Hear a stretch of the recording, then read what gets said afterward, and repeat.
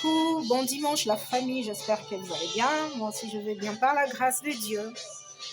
Je viens vous partager ma recette de la pizza. Pour ça, j'ai besoin de petits pois frais et de maïs frais, un peu d'oignon, de la tomate, j'ai du bacon fumé, j'ai de fromage, la feta et la laiterie à l'ancienne. J'ai un peu du piment, de cayenne. J'ai mon basilic séché. J'ai aussi de la tomate, du ketchup un peu pimenté parce que je veux que mon pizza soit un peu pimenté et le sel. Je vais utiliser ça, baking powder, mandazi bora. Là, je viens de couper mon bacon petit. Mais je vais le passer pendant 5 minutes dans le four chaud à 250 degrés, juste pendant 5 minutes. Là, je passe ma farine dans mon tamis. C'est à peu près 250 grammes que je vais utiliser.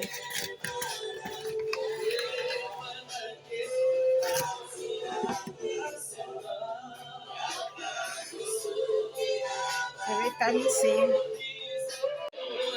Là, je viens d'ajouter une pincée de sel avec 2 pincées de sucre.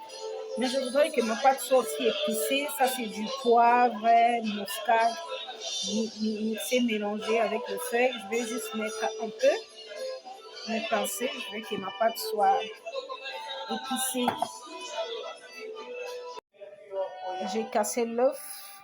Je vais mettre juste de l'eau, un peu, pas beaucoup. Juste un peu d'eau. Pas beaucoup. Je vais mixer ma pâte. Là, j'ajoute notre baking powder. Donc, c'est de la levure ou le bicarbonate. Pas une, c'est juste une cuillerée à café, mais pas plein. Et je vais ajouter de l'huile, un peu d'huile d'olive, afin de continuer à malaxer ma pâte. J'ai bien nettoyé ma table pour que ça me sert de plan de travail. Je vais jeter ma pâte ici pour bien malaxer. Là, je suis en train de malaxer. Là, je suis en train de pétrir notre pâte.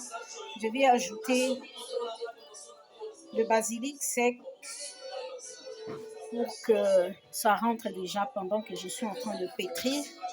Je ne sais pas le faire avec une seule main. Je suis en train de faire une main et une main. Donc, je vais vraiment malaxer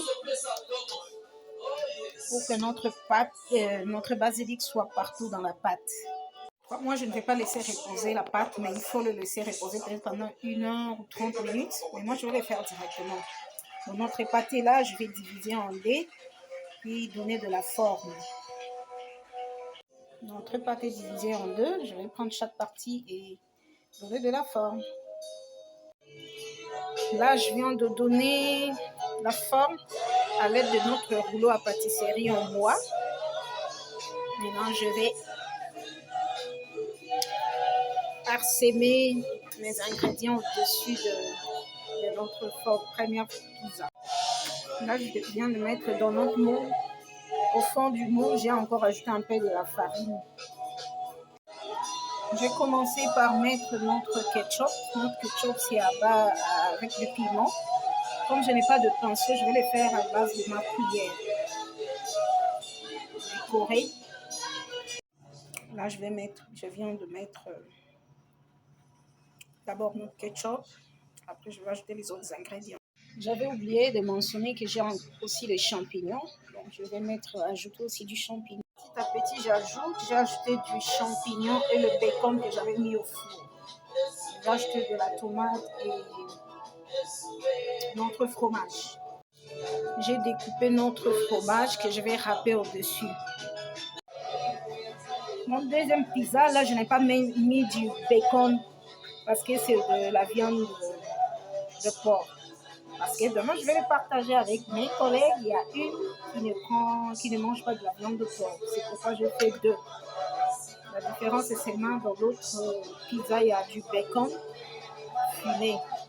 Ici, il n'y a que, on peut dire, c'est végétarien. Le pizza est prêt. Il a suffi d'une vingtaine de minutes avec un feu à 250 degrés et après réglé à 200 degrés. Mon pizza est prêt. Comme c'est prêt, je vais l'enlever et le mettre sur mon ma planche. Ouh, comme c'est bon. Et voilà, comme c'est beau à voir. Je pense que c'est bon aussi dans la bouche. Je vais découper. Wow, notre pizza, je vous assure, c'est trop bon. Là, je vais découper en quartier. Voilà. C'est vraiment bon.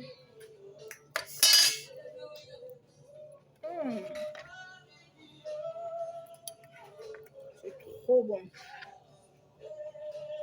Essayez, c'est facile. Ce sont les morceaux qui sont restés. C'est un délice. J'en mange, envie de tout finir. Mais je vais garder aussi pour les autres.